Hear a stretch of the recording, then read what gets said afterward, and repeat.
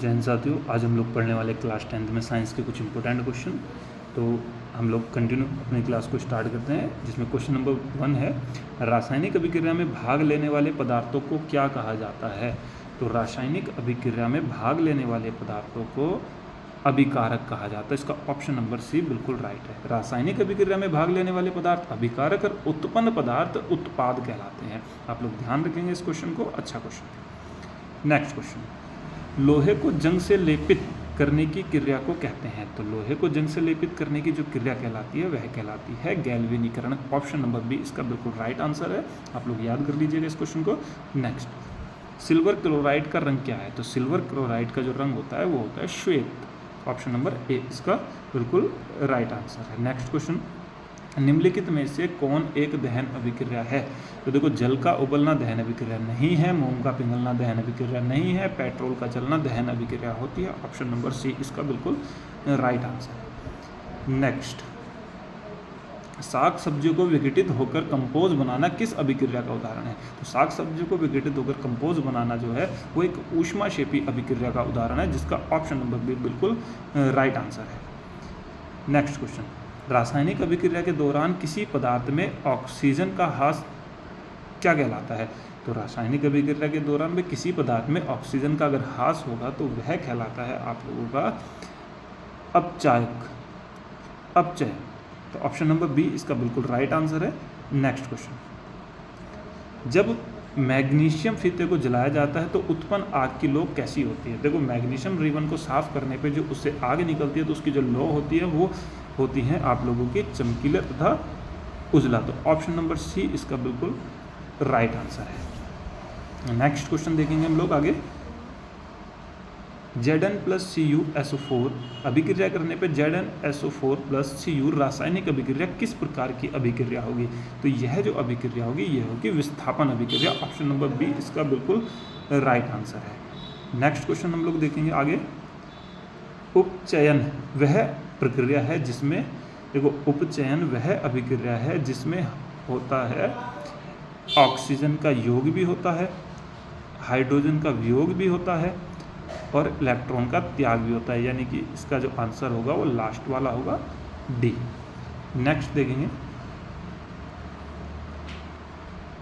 श्वसन किस प्रकार की रासायनिक अभिक्रिया है। तो श्वसन जो रासायनिक अभिक्रिया है वह अभिक्रिया हम लोग कहते हैं ऊष्माक्षेपी अभिक्रिया, यानी कि ऑप्शन नंबर सी इसका बिल्कुल राइट आंसर होगा। नेक्स्ट क्वेश्चन, निम्नलिखित में कौन सा पदार्थ ऑक्सीजन से संयोग नहीं करता है। तो ऑक्सीजन से संयोग कौन सा पदार्थ नहीं करता है, वह पदार्थ है आप लोगों का गोल्ड। तो ऑप्शन नंबर बी इसका बिल्कुल राइट आंसर है। नेक्स्ट क्वेश्चन, खाना बनाने में प्रयुक्त द्रवीभूत पेट्रोलियम गैस का प्रमुख अवयव कौन सा है। तो आप लोग जानते हैं खाना बनाने में एलपीजी का यूज़ किया जाता है और एलपीजी ब्यूटेन तथा प्रोपेन का एक मिश्रण है।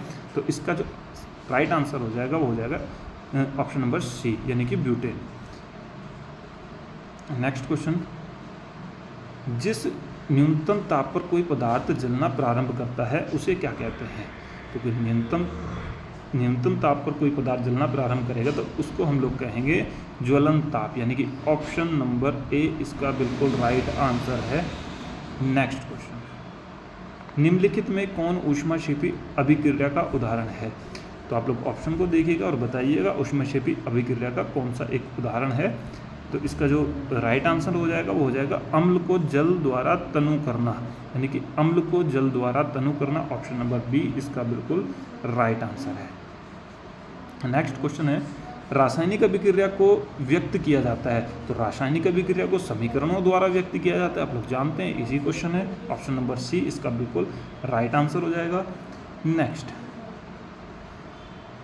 शरीर में भोजन का पाचन किस प्रकार की अभिक्रिया कहलाती है। भाई हम जो भोजन खाते हैं वो जो पाचन है उस पाचन को हम किस प्रकार की अभिक्रिया कहते हैं। बेस्ट क्वेश्चन है। तो उस अभिक्रिया को हम कहते हैं ऑक्सीकरण। तो ऑप्शन नंबर ए इसका बिल्कुल राइट आंसर है।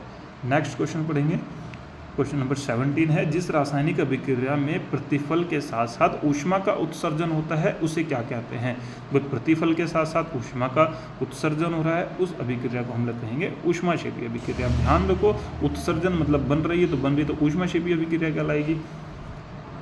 नेक्स्ट क्वेश्चन देखेंगे हम लोग। क्वेश्चन नंबर 18, किसी ताज़ा तेल को बहुत दिनों तक सुरक्षित रखने के लिए निम्नलिखित में से किस गैस का प्रयोग किया जाता है।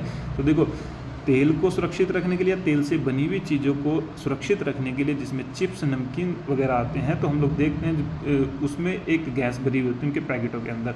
तो वो जो गैस होती है वो गैस होती है आपकी नाइट्रोजन। तो यानी कि ऑप्शन नंबर बी इसका बिल्कुल राइट आंसर हो जाएगा। नेक्स्ट क्वेश्चन को पढ़ते हैं। बेरियम क्लोराइड के विलयन को जब सल्फ्यूरिक अम्ल से अभिक्रिया कराई जाती है तो उस अभिक्रिया को क्या कहते हैं। तो बेरियम क्लोराइड के विलयन को जब सल्फ्यूरिक अम्ल के साथ में अभिक्रिया कराएंगे तो वह अभिक्रिया जो कहलाती है वह कहलाती है अपक्षेपण। तो इसका ऑप्शन नंबर सी एकदम बिल्कुल राइट आंसर है। नेक्स्ट क्वेश्चन पढ़ेंगे हम लोग।